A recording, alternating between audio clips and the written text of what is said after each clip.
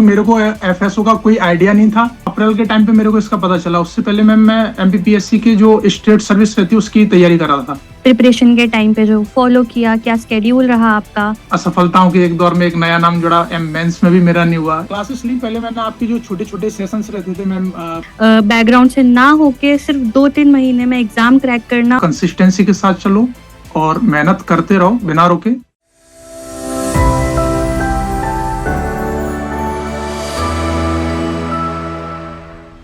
Hello everyone, तो कल रात एमपी फूड सेफ्टी ऑफिसर का जो रिजल्ट है वो आपका आउट हो गया था और हमारे साथ हमारे एक स्टूडेंट है जो कि रैंक 7 स्कोर किए हुए हैं। तो हम मिलते हैं अमन सिंह तोमर से। तो सबसे पहले अमन, आपको हार्टिएस्ट कॉन्ग्रेचुलेशंस आपकी इस जर्नी को, जो आपने अपनी एस्पिरेंट जर्नी से फाइनली एक फूड सेफ्टी ऑफिसर की जर्नी जो आपने तय करी है। तो हमारी पूरी टीम की तरफ से आपको हार्टिएस्ट कॉन्ग्रेचुलेशंस।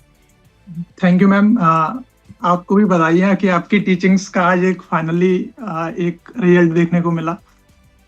और क्योंकि इस जर्नी में हम सभी साथ थे तो मेरे लिए बहुत खुशी की बात है कि मैं आपके साथ कम से कम अपनी खुशियां साझा कर पा रहा हूं। क्योंकि एक मेंटर होने के नाते, क्योंकि मेरे को एफएसओ का कोई आइडिया नहीं था, कुछ शुरुआत का भी नहीं पता था कि कैसे क्या कुछ करना है। फिर धीरे धीरे पहले मैंने यूट्यूब पर आपकी क्लासेस देखी काफ़ी सारी, तो फिर उसके बाद मैंने बैच लिया और बैच के बाद फाइनली आज तक का दिन सारा कुछ बहुत बढ़िया रहा। और अपनी सारी मेहनत जो है उसका फल आपको फाइनली मिल गया। अमन, कुछ आप अपने बारे में बता सकते हो स्टूडेंट्स को कि आप किस बैकग्राउंड से थे और आपने अपनी प्रिपरेशन कैसे करी? जी मैम। मैम मेरा बैकग्राउंड ग्रेजुएशन में बीएससी रहा था, फिजिक्स केमिस्ट्री मैथ के साथ। और क्योंकि अब एफएससीआई की जो नई गाइडलाइन आई तो उसमें केमिस्ट्री को स्टेट एफएसओ के लिए एक एलिजिबिलिटी के तौर पर रखा गया था। तो इसके बाद मैम जब नोटिफिकेशन आया तो अप्रैल के टाइम पे मेरे को इसका पता चला। उससे पहले मैम मैं एमपीपीएससी के जो स्टेट सर्विस रहती है उसकी तैयारी कर रहा था। और जब पता चला तो यूट्यूब पर मैंने क्लासेस देखी, तब घर पे था मैं कि किस संस्थान के द्वारा कौन कौन सी क्लासेस चलाई जा रही हैं। तो एक तो और भी संस्थान थे लेकिन मेरे को इतना कुछ आइडिया नहीं था, क्योंकि वो उनका ये बैकग्राउंड नहीं था, वो एमपीपीएससी की तैयारी कराते थे। तो बस इस चक्कर में उन्होंने उस क्लासेस को भी चालू कर दिया, लेकिन उतना कुछ क्लैरिटी नहीं मिल रही थी, उतना समझ में भी नहीं आ पा रहा था कि क्या सिलेबस है, किस पेस के साथ चलना चाहिए और क्या होलिस्टिक अप्रोच रहनी चाहिए कि एक टॉपिक दूसरे टॉपिक से लिंक हो सके। फिर उसके बाद मैम आपकी क्लासेस ही मेरे को सबसे पहले देखने को मिली। सभी क्लासेस तो मैंने बाद में देखी थी।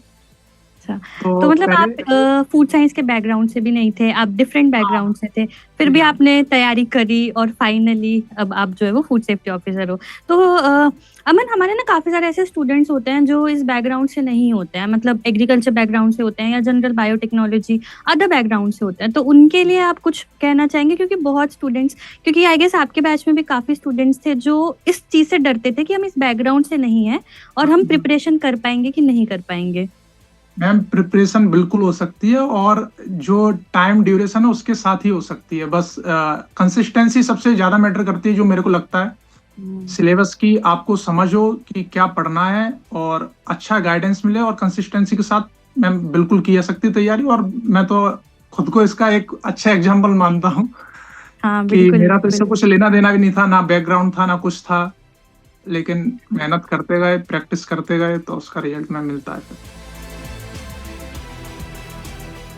आप मतलब एक अपनी पूरी जर्नी के बारे में बता सकते हो कि आपने एस्पिरेंट से लेके जो आप फाइनली फूड सेफ्टी ऑफिसर तक पहुंचे हो, आपकी कैसी जर्नी रही, कहाँ से आपने शुरू किया और कैसे आपने पढ़ाई करी, क्या क्या आपने अपनी प्रिपरेशन के टाइम पे जो फॉलो किया, क्या स्केड्यूल रहा आपका? जी मैम। मैम मैं 12th के बाद ही मैंने सबसे पहले एसएससी के लिए प्रिपेयर करना चालू किया था। और फिर एसएससी के दौरान क्योंकि मैंने दिल्ली में रह के तैयारी अपनी चालू की थी, तो उस दौरान मेरे को यूपीएससी के बहुत सारे बच्चे मिले, तो मैंने एसएससी की तैयारी बीच में छोड़ के यूपीएससी की तरफ शिफ्ट हो गया। तो जब मेरा पहला अटेम्प्ट था तो उसी साल कोविड की वजह से पोस्टपोन्ड हो गया था यूपीएससी का एग्जाम, वो उस साल अक्टूबर में जाके हुआ। तो उसी बीच मेरी माँ की तबीयत खराब थी तो वो अटेम्प्ट मेरा खराब हो गया। फिर उसके 2 साल बाद मेरा एमपीपीएससी का प्री निकला, तो उसकी तैयारी के लिए मैं मेंस की तैयारी के लिए इंदौर आ गया। अनफॉर्चुनेटली असफलताओं के एक दौर में एक नया नाम जुड़ा। मेंस में भी मेरा नहीं हुआ। इस बीच मैंने कई छोटे बड़े और एग्जाम्स दिए, फाइनल सिलेक्शन किसी में भी नहीं हो पा रहा था। फिर कुछ टाइम के लिए मैं घर पे गया था। तो घर पे जाने के बाद मेरे एक दोस्त का फोन आया था जो एग्रीकल्चरल बैकग्राउंड का था। उसने कहा कि तेरा बीएससी में केमिस्ट्री है क्या? तो मैंने कहा हाँ। तो एमपी तुम्हारा सब्जेक्ट है ही, तो बाकी सिलेबस नया आया है, तो वो सबके लिए ही नया है क्योंकि लगभग 15-16 साल से एमपी की में एफएसओ की कोई वैकेंसी आई ही नहीं थी। तो एक बार तैयारी करके देख ले। तो मैंने बोला देखता हूँ क्या रहता है। तो उस टाइम पे नोटिफिकेशन आया, तो मैंने जस्ट लास्ट दिन उसका फोन आया, भरा क्या फॉर्म? मैंने कि नहीं भरा। तो मैंने वो लास्ट दिन फॉर्म बस में बैठे बैठे मैं भर रहा था। मैं मुरैना से ग्वालियर जा रहा था, साइड भी थी, बार बार लगभग वो 2-3 घंटे में फॉर्म भरा। फॉर्म भरने के बाद पता चला कि वो कैंसिल कर दिया है, वापस से आएगी नई गाइडलाइन के अकॉर्डिंग। फिर दोबारा से आया, तब फॉर्म भरा। फिर मैंने आके तैयारी चालू करी। लगभग सितंबर के टाइम पे मैंने तैयारी चालू की होगी। एक मतलब महीने- हाँ मैम, काफी लेट दिसंबर में तैयारी पेपर की। था आपका, 14 हाँ हाँ दिसंबर को? हाँ मैम। तो सितंबर में वापस आया इंदौर, तो तैयारी चालू की। तो उसके बाद क्लासेस ली। पहले मैंने आपके जो छोटे छोटे सेशंस रहते थे मैम, 25-30 मिनट के टॉपिक वाइज। हाँ हाँ। तो फिर उसके बाद उसी से रिलेटेड फिर एक एमसीक्यू की भी साथ में सीरीज चल रही थी। तो मैम उसको लिया, तो ऐसा लग रहा था कि कुछ सीख रहे हैं, तो उसकी तुरंत टेस्टिंग भी हो रही है। हाँ। तो एक फिर मैंने मैम यहाँ पे एक ऑफलाइन टेस्ट सीरीज ज्वाइन की थी। अब मैम सितंबर के आखिरी तक, क्योंकि एक आईबी का असिस्टेंट, सिक्योरिटी असिस्टेंट का भी एग्जाम था ऐसे का, तो मेरा ध्यान भटका हुआ था कि उसको भी कर लूं, ये भी कर लूं, वो भी कर लूं। फाइनली वो पेपर देने के बाद मैंने कहा अब इस पे फोकस करते हैं, अभी 2-2.5 महीने हैं। तो मैंने फिर बैच परचेज किया था उसके लिए, और लगभग सिलेबस के अकॉर्डिंग उस 2.5 महीने में कम से कम 10 से 12 घंटे पढ़ाई, जिसमें से लगभग 4 घंटे की तो प्रैक्टिस रहती थी, सिर्फ और सिर्फ प्रैक्टिस। मैम उस दौरान मैंने कई सारी जो स्टैंडर्ड बुकलेट्स थी, वो एमसीक्यू, आपने जितने यूट्यूब पर कराए वो एमसीक्यू, और जो कोचिंग अन्य कोचिंग संस्थानों की एमसीक्यू सीरीज रहती थी, वो एमसीक्यू सीरीज की पीडीएफ ला के लगाई। और तकरीबन मैंने कम से कम 25 से 30 हजार एमसीक्यू की प्रैक्टिस की थी मैम। और ये बहुत मतलब एक इंस्पायरिंग स्टोरी है कि आप बैकग्राउंड से थे भी नहीं और आपने सिर्फ 2-3 महीने में पूरी प्रिपरेशन अपनी करी और इतना अच्छा रैंक, मतलब रैंक 7 लेकर आना, वो भी 2-3 महीने में, बहुत बड़ी बात है ये।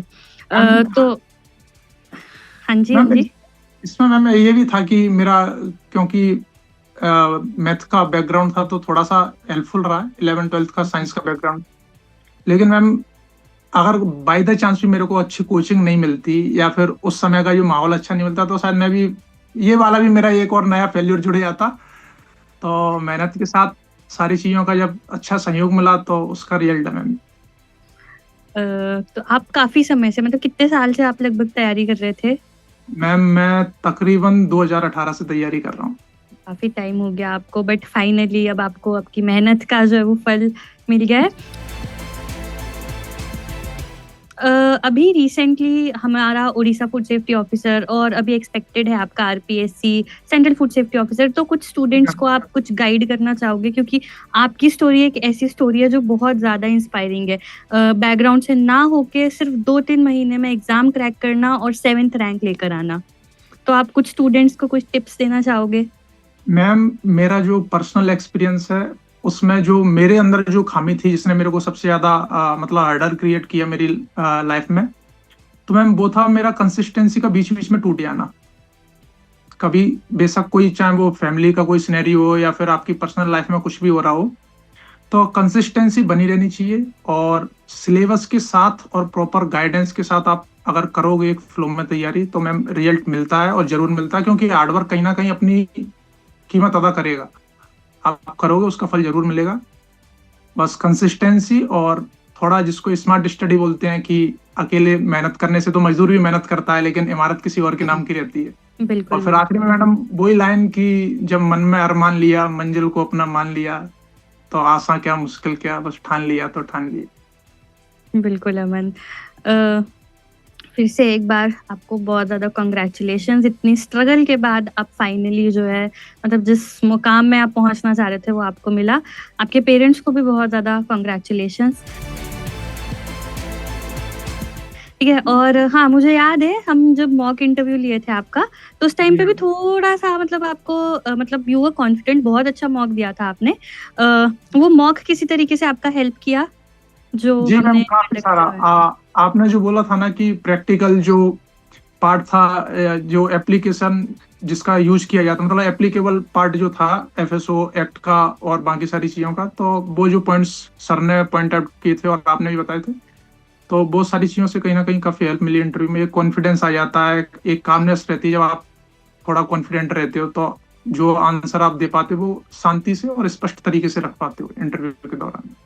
हाँ अमन, चलो कॉन्ग्रेचुलेशंस वंस अगेन। ठीक है, हमारे स्टूडेंट्स हैं जो आपको देखो, देखो हमने क्या, हम तो सबको सेम पढ़ाते हैं, बट एक्चुअली जो एफर्ट्स हैं, जो एक्स्ट्रा मेहनत है, आपने कुछ एक्स्ट्रा किया, एक्स्ट्रा मेहनत करी, उसका जो फल है वो आपको मिलता है। ठीक है, तो लास्ट में आप कुछ स्टूडेंट्स के लिए कहना चाहोगे जो अभी मैम प्रिपरेशन कर रहे हैं, क्योंकि अभी आने वाला है उड़ीसा फूड सेफ्टी ऑफिसर, तो काफी स्टूडेंट्स हैं जो उसकी भी प्रिपरेशन कर रहे हैं, कुछ स्टूडेंट्स हैं जो एफएसएसआई की प्रिपरेशन कर रहे हैं, तो जो लास्ट में फाइनल वर्ड्स आप उनको, मतलब अपनी प्रिपरेशन के दौरान जो आपने सीखा, आप उनको मैम मैं हेल्प बस गाइड इतना करना बोलूंगा चाहोगे? कि एक सोर्स लो जो आपको लगे कि रिलायबल है, उस सोर्स को साथ चलो, कंसिस्टेंसी के साथ चलो और मेहनत करते रहो बिना रुके, और ज्यादा भटको मत, एक चीज के साथ चलो। जो भी आप चूज करो वो आपकी मर्जी है। मैं जैसे मैम आपके साथ मैंने अपनी तैयारी को पूरा किया, जिसको जहाँ सुटेबल लगे, लेकिन किसी एक सोर्स के साथ, प्रॉपर गाइडेंस के साथ, कंसिस्टेंसी के साथ लगातार लगे रहिए,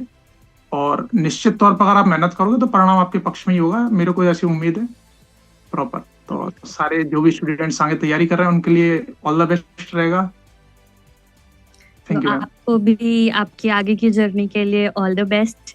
ठीक है, आप जल्दी से ज्वाइन करो और यहाँ पे आओ, हम बुलाएंगे आपको यहाँ पे, जरूर आइएगा। जी मैम। और लास्ट सवाल है मेरा कि आपको फूड साइंस अड्डा 24/7 के बारे में कहाँ से पता चला और कैसे आप हमसे जुड़े?